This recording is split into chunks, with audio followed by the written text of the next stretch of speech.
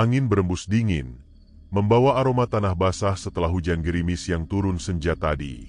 Langit gelap tanpa bintang, hanya ditemani bulan yang redup, seakan enggan menyinari perjalanan seorang pria yang berjalan tergesa-gesa di tengah kegelapan malam. Pria itu adalah Jayadi, seorang lelaki parubaya dengan wajah tirus dan mata cekung yang memancarkan kegelisahan. Pakaiannya lusuh, nafasnya tersengal, keringat dingin mengalir di pelipisnya. Jayadi melangkah menyusuri jalan setapak yang jarang dilewati orang. Di kanan kirinya hanya pepohonan tinggi yang berayun pelan. Ranting-rantingnya bergesekan satu sama lain, menimbulkan suara lirih yang menambah kesan mencekam. Suara jangkrik dan kodok bersahutan, seolah menjadi latar belakang perjalanannya menuju sesuatu yang kelam. Di ujung jalan, di tengah rimbunan pohon beringin tua yang menjulang angker, berdiri sebuah gubuk reyot. Cahaya lampu minyak remang-remang menerangi bagian dalamnya, memberikan kesan suram dan menyeramkan. Jayadi menelan ludah. Tangannya mengepal, mencoba menenangkan detak jantungnya yang berdegup tak karuan. Ia sudah lama mendengar cerita tentang Mbah Suro, seorang dukun sakti yang kabarnya memiliki ilmu hitam tingkat tinggi. Banyak orang datang kepadanya, meminta berbagai hal seperti kekayaan, jabatan, pesugihan, bahkan ilmu kebal. Namun, harga yang harus dibayar selalu mahal, dan tak ada jalan untuk mundur setelah perjanjian disepakati. Jayadi mengetuk pintu kayu yang sudah lapuk. Tok-tok. Tak ada jawaban. Hanya suara dedaunan yang bergesekan di luar. Jayadi mengetuk lagi, kali ini lebih keras. Tok-tok. Masih hening. Ia mulai ragu. Keringat dingin makin deras mengalir di lehernya. Namun, ketika ia hendak berbalik, pintu berdiri terbuka dengan sendirinya. Udara dingin menyusup ke tulang, membuat bulu kuduknya meremang. Di dalam gubuk, asap dupa memenuhi ruangan, menebarkan aroma menusuk yang membuat kepala Jayadi sedikit pening. Cahaya lampu minyak berkerlip, seakan tertiup angin tak kasat mata. Di sudut ruangan, duduk seorang lelaki tua berjubah hitam dengan wajah penuh keriput. Matanya tajam, memancarkan aura mengintimidasi. Mbah Suro, dari tadi kau di luar. Kenapa tak langsung masuk? Suaranya serak, namun tegas. Jayadi menelan ludah. Maaf Mbah. Mbah Suro menatapnya tajam, seolah bisa melihat isi hatinya. Aku tahu tujuanmu ke sini. Jayadi tersentak. Ia belum mengucapkan sepatah kata pun tentang permintaannya.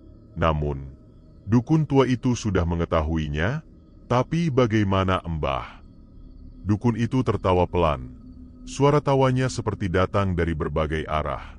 Ia lalu meraih sebuah batok kelapa yang berisi cairan hitam pekat, mengaduknya dengan jari yang hitam dan kurus. Matanya menatap langsung ke bola mata Jayadi. Kau ingin kaya raya, harta berlimpah, hidup mewah tanpa perlu bekerja keras. Jayadi mengangguk cepat. Napasnya tersengal, seolah semakin dalam terjerat dalam godaan. Tapi harga yang harus kau bayar tak murah Jayadi. Mbah Suro menyeringai, giginya menguning. Harta tak bisa datang begitu saja. Ada yang harus dikorbankan. Jayadi menggigit bibir. Ia sudah tahu tentang hal ini. Namun, ia sudah bertekad. Apa yang harus saya lakukan Mbah? Dukun itu menghela napas panjang, lalu mencondongkan tubuhnya ke depan. Suaranya lirih, tapi mengandung kekuatan yang menekan. Tumbalkan darah yang suci. Jayadi mengerutkan kening. Maksud Mbah? Mbah Suro tersenyum sinis. Anakmu, tumbalkan darah anakmu yang masih suci, dan kekayaan akan datang kepadamu tanpa batas. Darah Jayadi berdesir. Tangannya gemetar. Perutnya terasa mual. Ia sudah menduga akan ada pengorbanan, tapi ia tak menyangka anak kandungnya sendiri yang harus dijadikan tumbal. Kenapa harus anak saya? Suaranya nyaris tak terdengar. Dukun tua itu menyipitkan mata. Darah anak kecil yang masih suci memiliki energi paling kuat.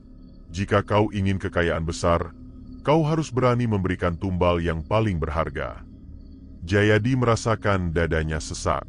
Bayangan wajah kecil Rizal, Anaknya yang baru berumur 3 tahun melintas di pikirannya. Rizal yang selalu tersenyum ceria, yang selalu memanggilnya dengan suara lembut. Ayah! Tapi di sisi lain, bayangan harta yang berlimpah, rumah mewah, mobil mahal, kehidupan tanpa kesulitan keuangan, semua itu terlalu menggiurkan. Mbah Suro mengulurkan sebilah belati berkarat. Mata pisaunya hitam pekat, seakan menyimpan kutukan di dalamnya. Ambil ini. Lakukan ritualnya 3 malam dari sekarang, saat bulan purnama merah. Bawalah anakmu ke tempat yang sudah kutentukan, lalu tumpahkan darahnya di sana. Jayadi menatap belati itu. Tangannya bergetar. Kalau aku menolak, tanyanya ragu. Mbah Suro menyeringai. Kali ini lebih lebar. Mata tuanya menyala dalam kegelapan. Kalau kau menolak, kau tak hanya kehilangan kesempatan mendapatkan harta, tapi juga akan kehilangan sesuatu yang lebih berharga, lebih dari yang bisa kau bayangkan. Suasana menjadi lebih dingin. Angin bertiup dari celah-celah gubuk, membawa bisikan-bisikan halus yang seakan memanggil Jayadi ke dalam kegelapan. Jayadi menutup mata, menarik napas panjang. Ketika ia membukanya kembali, tangannya sudah menggenggam belati itu erat-erat. Malam ini, ia telah membuat perjanjian dengan kegelapan. Sejak malam pertemuannya dengan Mbah Suro, Jayadi merasa seakan ada sesuatu yang berubah dalam dirinya. Tubuhnya masih sama, tetapi pikirannya penuh dengan suara-suara yang tak henti berbisik. Tumbalkan anakmu. Lihatlah harta yang akan kau dapat. Suara itu terdengar di telinganya saat ia berjalan pulang malam itu, terdengar saat ia berbaring di tempat tidur, bahkan terdengar saat ia sedang duduk termenung di depan rumah. Belati pemberian dukun itu ia sembunyikan di dalam lemari tua di kamarnya. Namun, setiap kali Jayadi memejamkan mata, bayangan belati itu muncul jelas dalam pikirannya, tajam, berkarat, dan haus darah. Hari pertama setelah perjanjian, Jayadi mulai melihat Rizal dengan cara yang berbeda. Anak kecil itu biasanya adalah sumber kebahagiaannya. Rizal adalah anak yang ceria, selalu berlari-lari kecil di halaman rumah dengan tawa riangnya. Matanya jernih seperti air telaga, polos dan penuh keceriaan. Namun sekarang, setiap kali Jayadi melihatnya, pikirannya mulai dipenuhi gambaran-gambaran mengerikan. Bayangan darah yang mengalir, suara tangisan yang terdengar memilukan, tubuh kecil Rizal yang tak lagi bernyawa. Jayadi menggelengkan kepala keras-keras. Tidak. Ia tidak boleh berpikir seperti itu. Tetapi suara di dalam kepalanya terus berbisik. Jika kau tak melakukannya, maka kau sendiri yang akan menjadi tumbal. Jayadi terlonjak dari kursinya. Ia menarik napas dalam-dalam, berusaha menenangkan diri. Tiba-tiba, sebuah tangan kecil menarik lengan bajunya. Ayah, kenapa diam saja? Rizal menatapnya dengan mata polosnya. Jayadi terdiam. Jantungnya berdegup keras. Ia mencoba tersenyum, tetapi senyum itu terasa pahit. Tidak apa-apa, nak. Rizal mengangguk kecil, lalu berlari-lari kecil ke halaman. Sesekali ia tertawa, mengejar seekor kupu-kupu yang berterbangan di udara. Jayadi menatap anaknya lekat-lekat.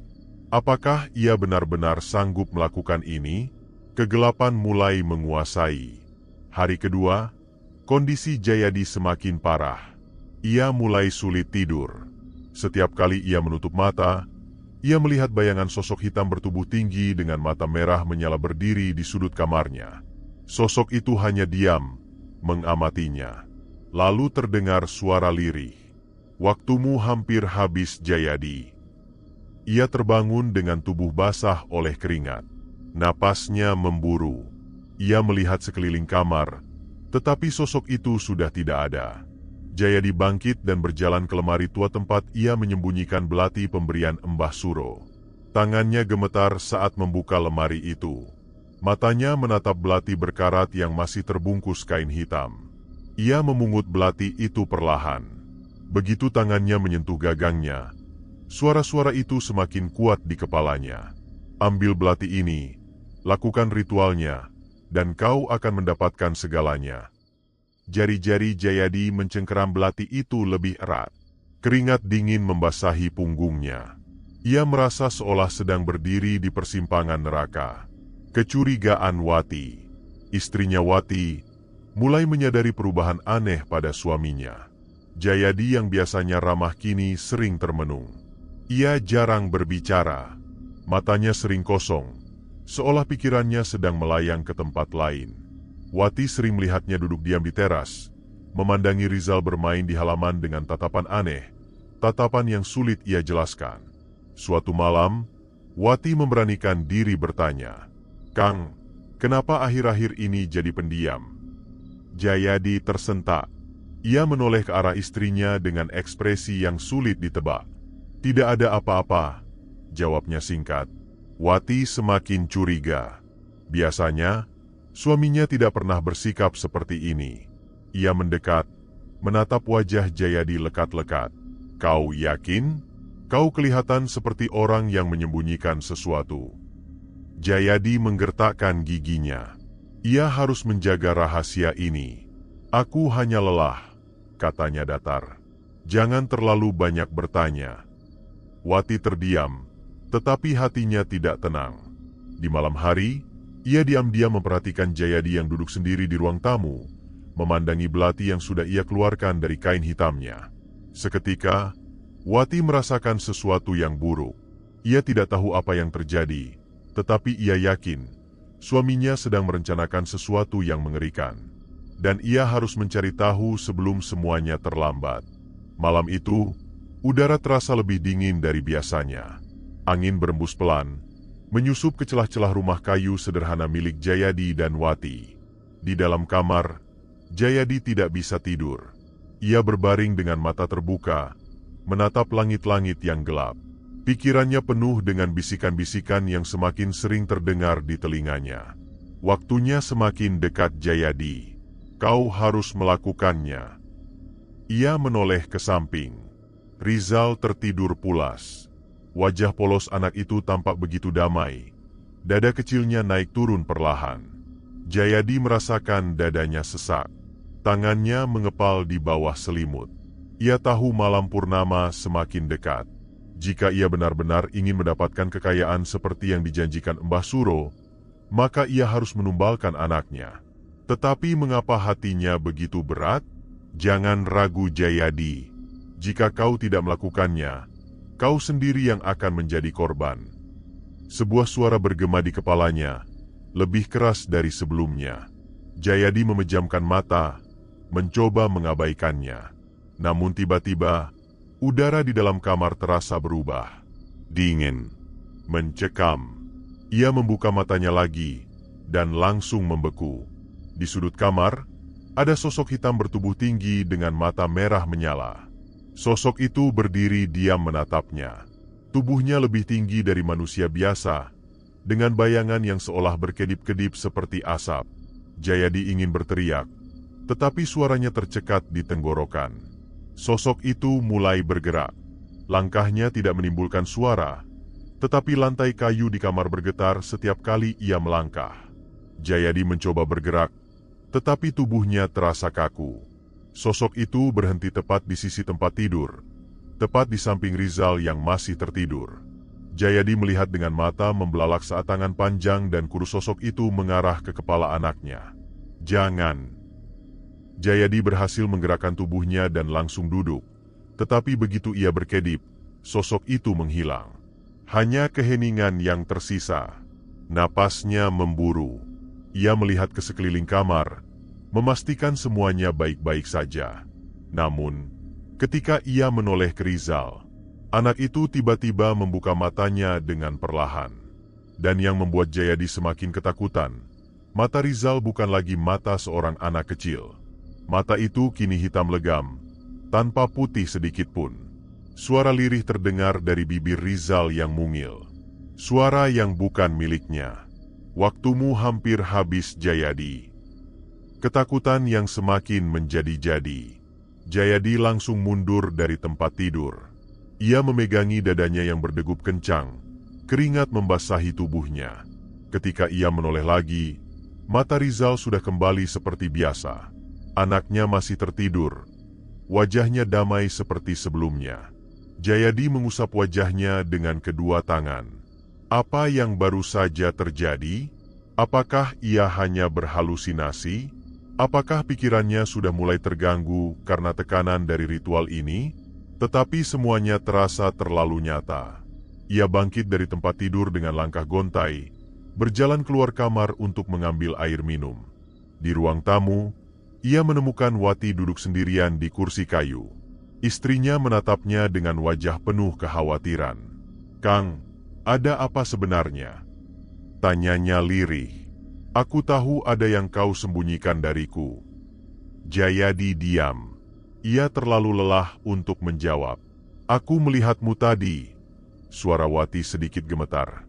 "Kau terbangun dengan wajah ketakutan, seperti habis melihat sesuatu yang mengerikan." Jayadi hanya menatap kosong ke arah gelas air yang dipegangnya. Ia ingin bercerita, tetapi bagaimana? Apakah Wati akan percaya jika ia mengatakan bahwa ia sudah membuat perjanjian dengan kegelapan? Bahwa anak mereka harus menjadi tumbal? Wati menggigit bibirnya. Ia tahu suaminya semakin aneh sejak beberapa hari terakhir, dan sekarang semuanya mulai terasa lebih menyeramkan. "Aku takut, Kang," bisiknya. Jayadi menutup mata. Ia juga takut. Tetapi ketakutan yang ia rasakan bukanlah ketakutan biasa.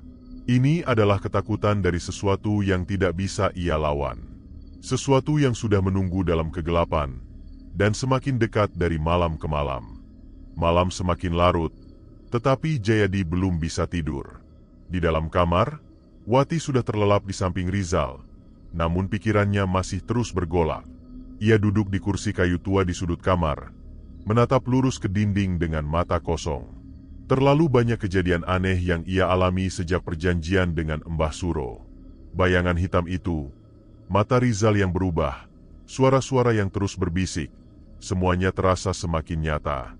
Jayadi mengusap wajahnya yang dipenuhi keringat dingin. Ia tahu, malam purnama semakin dekat. Dan yang lebih buruk lagi, ia merasakan kehadiran sesuatu di rumahnya. Sesuatu yang tidak kasat mata.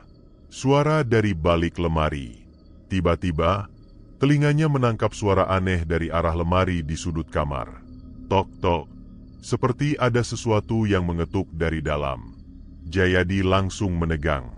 Matanya terpaku pada lemari kayu itu. Tok-tok. Lebih keras dari sebelumnya. Wati menggeliat dalam tidurnya, tetapi tidak terbangun. Rizal masih terlelap, napasnya teratur.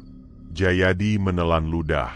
Ia tidak ingin mendekat, tetapi entah mengapa kakinya bergerak sendiri.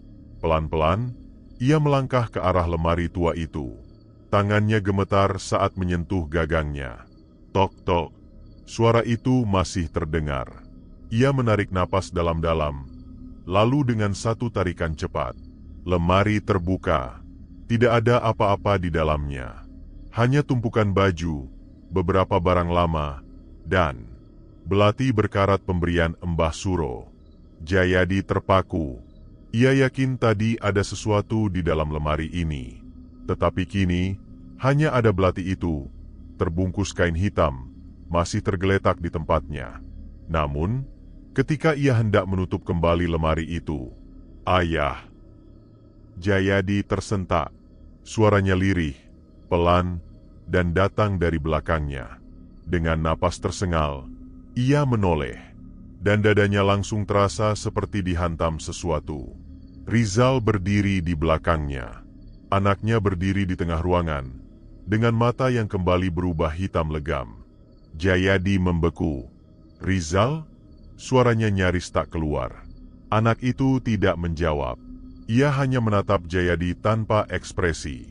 Dan tiba-tiba, senyumnya perlahan merekah. Namun, senyum itu bukan senyum anak kecil biasa. Senyum itu terlalu lebar, seolah wajah Rizal bukan miliknya sendiri. Jayadi merasakan kakinya melemas. Lalu, suara lirih itu kembali terdengar. "Waktumu hampir habis, Ayah." Setelah mengucapkan kalimat itu, Rizal tiba-tiba roboh ke lantai. Jayadi tersentak dan langsung berlari menghampiri anaknya. "Rizal!"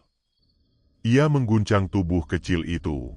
Rizal terbaring diam, matanya tertutup, napasnya teratur, seolah tidak pernah terjadi apa-apa. Jayadi memeluk tubuh anaknya dengan gemetar. Apa yang sedang terjadi? Ia menoleh ke arah lemari yang masih terbuka, dan matanya membelalak. Belati itu tidak lagi ada di tempatnya. Gangguan yang semakin menjadi.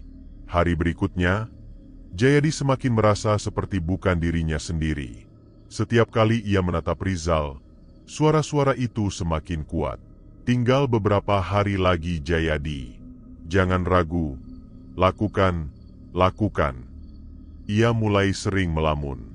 Tatapannya kosong, tubuhnya lemas. Bahkan Wati semakin khawatir melihat kondisi suaminya yang terus memburuk. "Kang, kau sakit?" tanya Wati, mencoba menyentuh bahunya. Jayadi menoleh. Ia menatap istrinya lama, seolah tidak mengenalinya. "Tidak." Suaranya serak. "Kau yakin? Wajahmu pucat sekali. Kau sering mengigau di malam hari."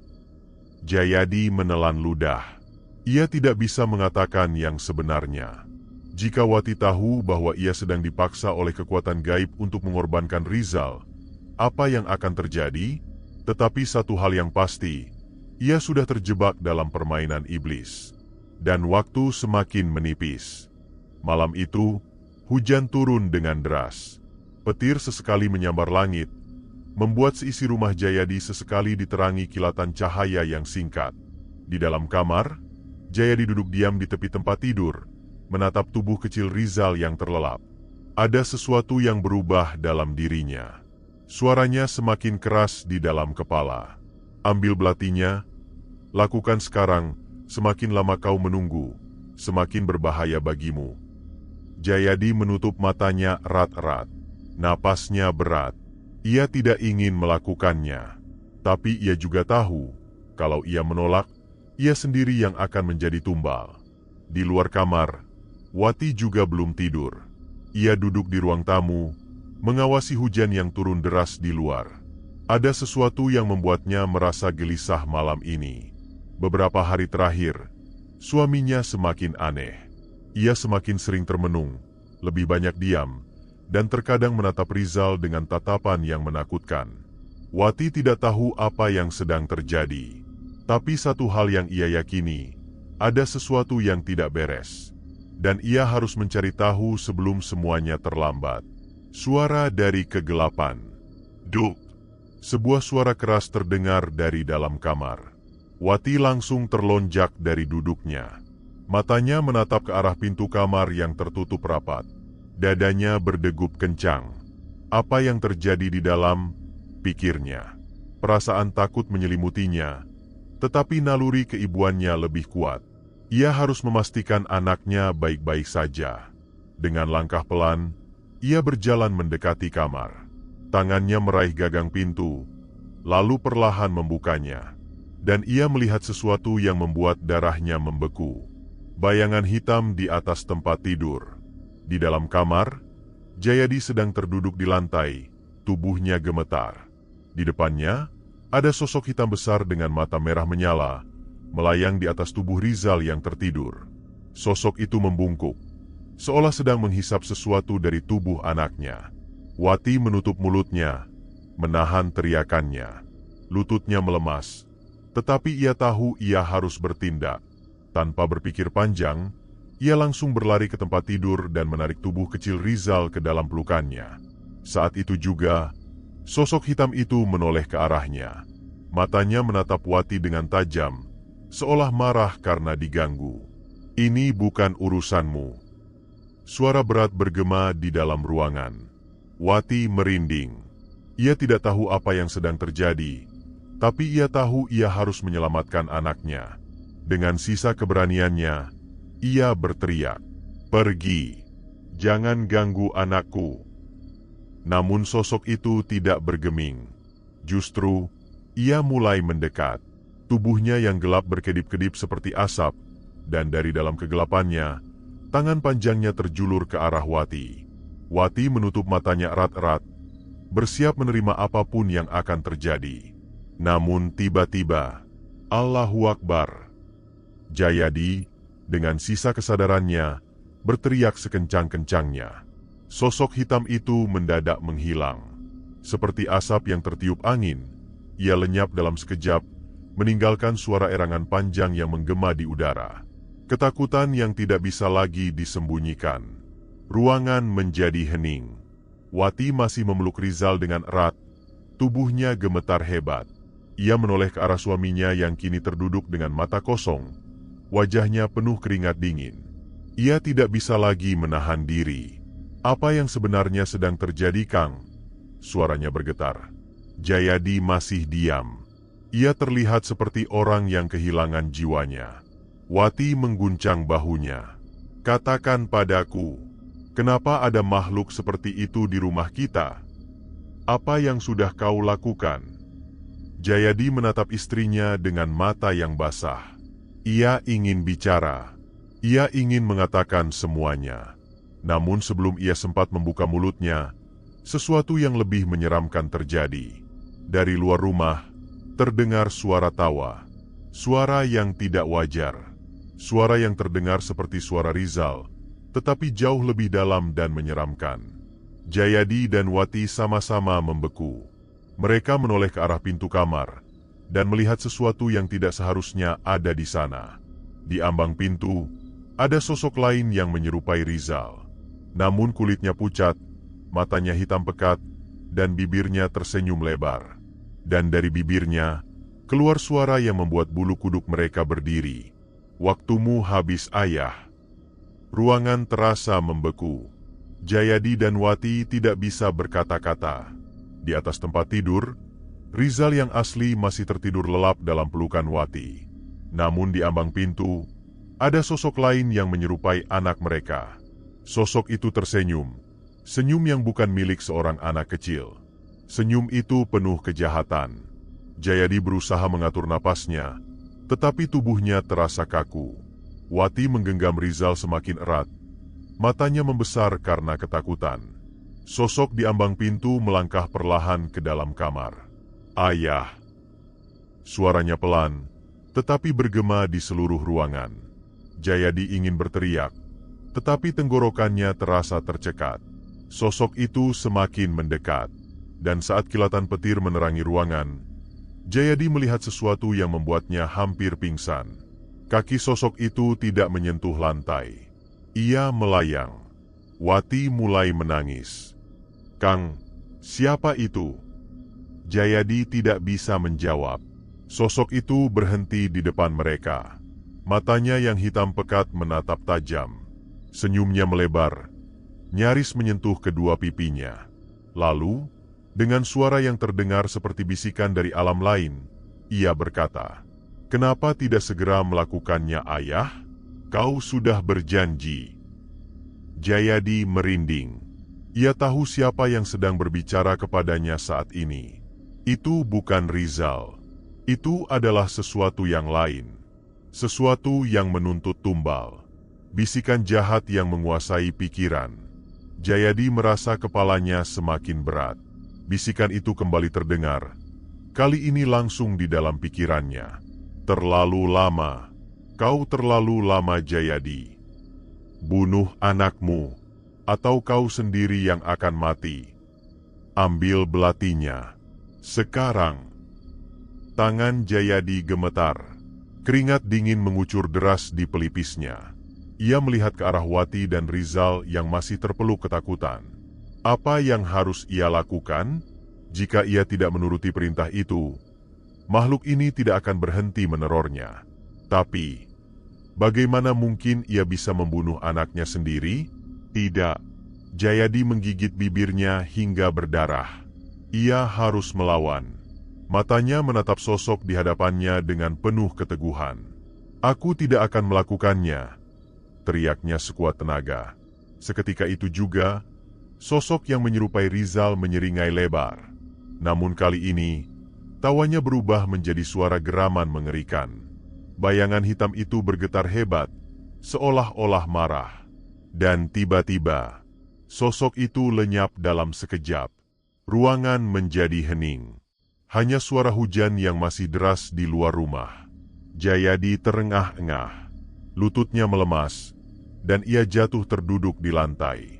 Di dalam pelukannya, Wati masih terisak sambil menggenggam Rizal yang masih tertidur lelap, seolah tidak sadar dengan kejadian mengerikan yang baru saja terjadi. Mereka selamat untuk sementara. Namun Jayadi tahu, ini belum berakhir. Ancaman yang masih mengintai. Malam itu, Jayadi tidak bisa tidur. Ia duduk di ruang tamu, memegang kepalanya yang terasa berat. Bayangan hitam itu mungkin sudah menghilang untuk sementara, tapi suara di dalam kepalanya tidak. Kau pikir kau bisa lari dari perjanjian ini, Jayadi? Kami tidak akan membiarkanmu pergi. Jika kau tidak melakukannya, kami akan mengambil sesuatu yang lebih berharga. Jayadi merasakan jantungnya berdegup semakin cepat. Apa maksudnya? Apa yang akan mereka ambil darinya? Tiba-tiba, ia mendengar suara tangisan dari dalam kamar. Jayadi langsung berdiri dan berlari masuk. Di dalam kamar, Wati menangis sambil mengguncang tubuh Rizal. "Kang! Rizal! Rizal tidak bangun!" teriaknya histeris. Jayadi langsung menghampiri. Ia menyentuh tubuh anaknya. Dingin. Jayadi terbelalak. Tidak. Mereka sudah mengambil sesuatu darinya. Mereka telah mengambil nyawa anaknya. Wati menangis histeris, mengguncang tubuh kecil Rizal yang terdiam tak bergerak. "Bangun, nak. Rizal!" Jayadi berdiri terpaku. Wajahnya pucat pasi. Tangan dan kakinya gemetar. Ini tidak mungkin terjadi. Ia buru-buru meraih tubuh anaknya, merasakan kulitnya yang dingin seperti es.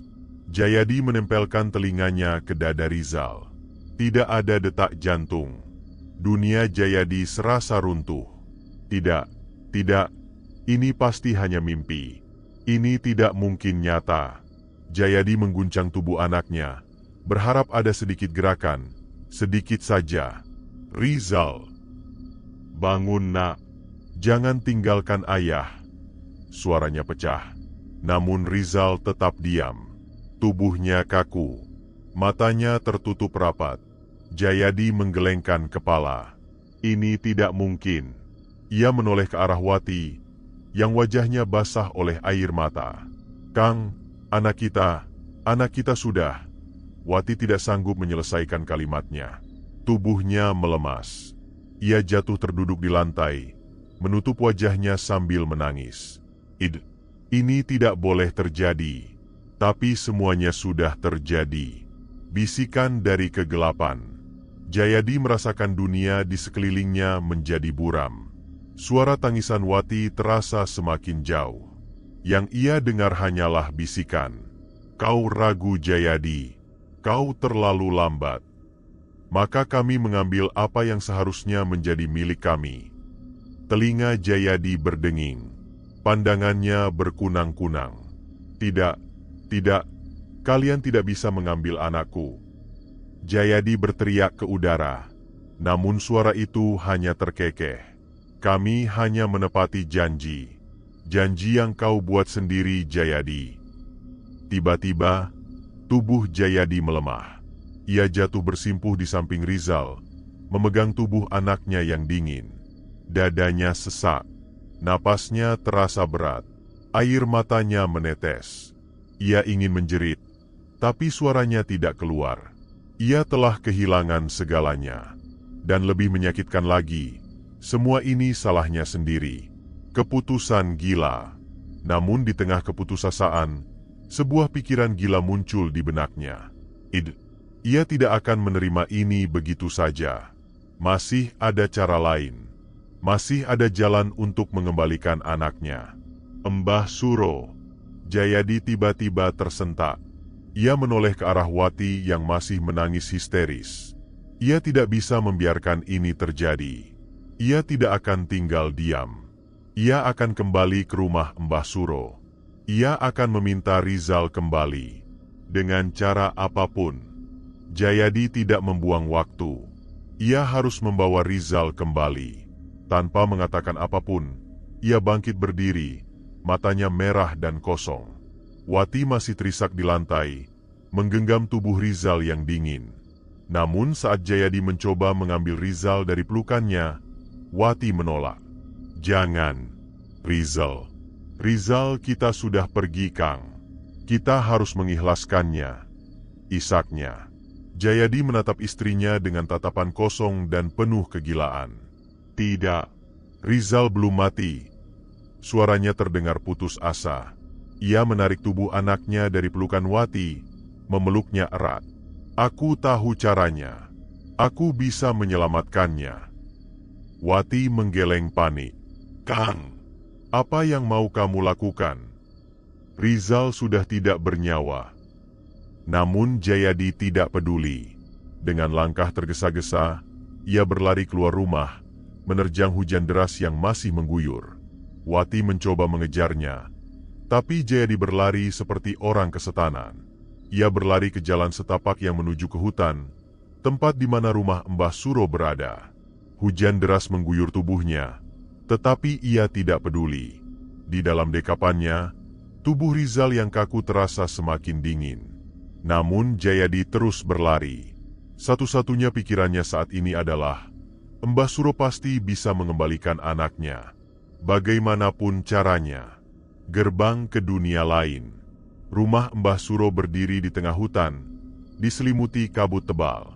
Saat Jayadi tiba di depan rumah itu, ia merasa ada sesuatu yang berbeda. Udara terasa lebih dingin dari biasanya. Dan anehnya, tidak ada suara apapun. Tidak ada suara jangkrik. Tidak ada suara hewan malam. Bahkan suara hujan pun terasa jauh. Seolah-olah tempat ini berada di dimensi lain. Jayadi berdiri di depan pintu rumah itu. Tubuhnya basah kuyup. Ia menarik napas dalam-dalam. Lalu, dengan tangan gemetar, ia mengetuk pintu. Tok-tok. Hening. Tidak ada jawaban. Jayadi mengetuk lagi. Kali ini lebih keras. Tok-tok. Masih tidak ada jawaban.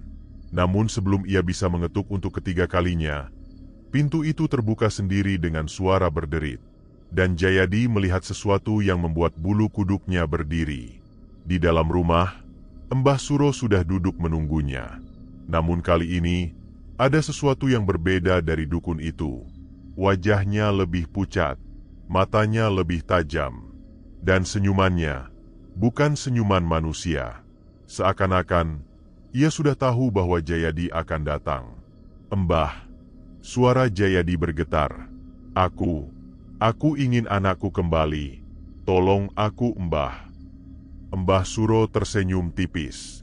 Lalu ia berkata dengan suara yang terdengar seperti berasal dari tempat yang jauh. "Kau sudah terlambat, Jayadi." Jayadi menelan ludah. Tubuhnya menggigil bukan hanya karena kedinginan, tapi juga karena ketakutan yang mulai merayap ke dalam jiwanya. Namun ia tidak peduli. Ia akan melakukan apa saja untuk mengembalikan Rizal. Ia masuk ke dalam rumah Mbah Suro, masih memeluk erat tubuh anaknya yang kaku. Di dalam ruangan yang remang-remang, bau dupa dan kemenyan semakin menusuk. Jayadi berdiri di hadapan Mbah Suro yang menatapnya tanpa berkedip.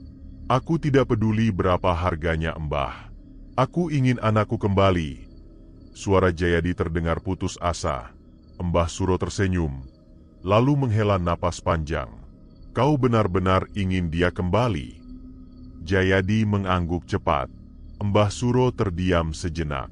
Lalu, ia menunjuk ke arah pojok ruangan. Jayadi mengikuti arah telunjuknya dan melihat sesuatu yang membuat jantungnya hampir berhenti berdetak. Di sudut ruangan itu, ada sesosok tubuh yang menyerupai Rizal. Namun matanya kosong, tubuhnya kaku, dan wajahnya pucat seperti mayat yang sudah lama membusuk. Jayadi merasa kepalanya berputar. Apa itu?" bisiknya ketakutan. Mbah Suro tersenyum miring. "Itu adalah bayangan arwah anakmu, Jayadi. Mereka sudah membawanya ke dunia lain." Jayadi mundur selangkah, merasakan ketakutan yang luar biasa. "Tapi, aku bisa mengembalikannya," lanjut Mbah Suro. Jayadi langsung menatapnya penuh harapan. "Benarkah?" Apa yang harus aku lakukan, Mbah? Mbah Suro tersenyum lebih lebar.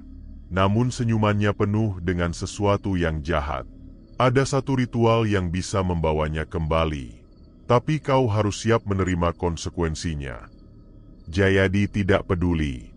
Apapun akan aku lakukan, Mbah. Aku rela melakukan apa saja. Mbah Suro mengangguk perlahan. Lalu ia berkata, "Kalau begitu, kau harus menyerahkan sesuatu yang lebih berharga dari anakmu." Jayadi terdiam. Sesuatu yang lebih berharga dari Rizal? Apa maksudnya? Pintu ke dunia kematian. Tanpa menunggu jawaban, Mbah Suro mulai menyiapkan ritualnya. Ia mengambil berbagai macam sesajen, lalu menyalakan dupa yang semakin membuat ruangan dipenuhi asap putih. Jayadi hanya bisa berdiri diam, menyaksikan semuanya dengan jantung berdegup kencang. Mbah Suro kemudian mengambil sebilah belati kuno yang terbuat dari batu hitam.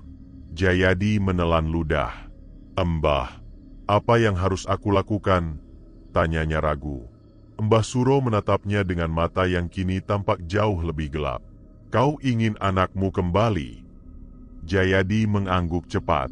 Mbah Suro tersenyum sinis. "Kalau begitu..." Lalu ia menyerahkan belati itu kepada Jayadi dan berkata, "Kau harus menyerahkan nyawa istrimu sebagai gantinya." Pilihan terakhir. Jayadi merasa seluruh darahnya menghilang dari tubuhnya. Ia terdiam, tidak bisa berkata-kata. Apa maksud Mbah?" Mbah Suro menatapnya tanpa ekspresi. "Nyawa anakmu telah diambil oleh mereka. Jika kau ingin dia kembali, kau harus menukar nyawa dengan nyawa." Jayadi merasakan dunia berputar. Ia ingin anaknya kembali, tapi mengorbankan istrinya. Ia mencintai Wati, tapi ia juga mencintai Rizal. Dan kini, ia harus memilih. Di dalam ruangan yang dipenuhi asap kemenyan, bisikan-bisikan mulai terdengar kembali di kepalanya. "Ambil belatinya, Jayadi. Wati akan mengerti. Ini semua demi Rizal. Jangan sia-siakan kesempatan ini." Jayadi menatap belati di tangannya. Tangannya mulai gemetar. Lalu ia menutup matanya dan mengambil keputusan yang akan mengubah hidupnya selamanya. Jayadi berdiri kaku. Belati hitam itu terasa dingin di tangannya. Kata-kata Mbah Suro masih menggema dalam kepalanya. Tukar nyawa dengan nyawa. Wati harus mati agar Rizal bisa hidup kembali. Jayadi merasakan dadanya sesak. Jantungnya berdetak semakin cepat. Wati, wanita yang selalu bersamanya, yang selalu mendukungnya, mencintainya, dan merawat anak mereka. Bisakah ia benar-benar melakukan ini? Di hadapannya, Mbah Suro hanya tersenyum, seakan menunggu keputusan terakhirnya. "Kalau kau ragu, Rizal akan selamanya berada di dunia mereka." Suara Mbah Suro terdengar dingin. Jayadi menggenggam belati itu semakin erat. Demi Rizal. Ia melangkah mundur, mengambil napas panjang, lalu berbalik dan lari sekencang-kencangnya. Kembalinya sang arwah. Jayadi berlari keluar dari rumah Mbah Suro, menerobos hujan dan gelapnya hutan. Ia sadar, ini semua adalah jebakan. Mbah Suro bukan manusia biasa. Ia telah menjerumuskan Jayadi ke dalam kegelapan. Tidak ada cara untuk mengembalikan Rizal. Semua ini hanya tipu daya makhluk halus. Namun saat Jayadi semakin jauh dari rumah itu, tiba-tiba semuanya menjadi sunyi. Jayadi berhenti berlari. Ia terengah-engah, matanya melotot ke sekeliling. Hutan yang tadi penuh dengan suara hujan, kini benar-benar hening. Tidak ada suara, tidak ada angin. Bahkan, hujan pun lenyap begitu saja. Lalu, terdengar suara kecil di belakangnya. "Ayah." Jayadi membeku. Ia mengenali suara itu. Pelan-pelan, ia menoleh ke belakang. Dan di sana, berdiri Rizal. Berdiri dengan mata kosong, senyuman mengerikan, dan tubuh kecil yang membiru seperti mayat yang baru bangkit dari kubur. Jayadi ingin menjerit, namun suaranya tercekat di tenggorokan. Kenapa ayah? Kenapa tidak mau menukar nyawa ibu untukku? Jayadi mundur selangkah. Aku tidak bisa, nak. Suaranya bergetar. Rizal menundukkan kepala. Lalu ia tertawa pelan, dan semakin lama semakin keras, hingga berubah menjadi jeritan yang menggelegar, kegilaan yang tak terelakkan. Jayadi menutup telinganya, berlari sekuat tenaga.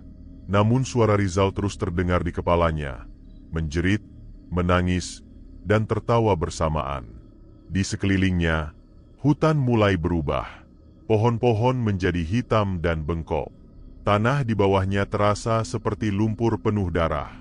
Dan di kejauhan, ia melihat sosok Mbah Suro berdiri di antara bayangan hitam yang berputar-putar seperti pusaran neraka.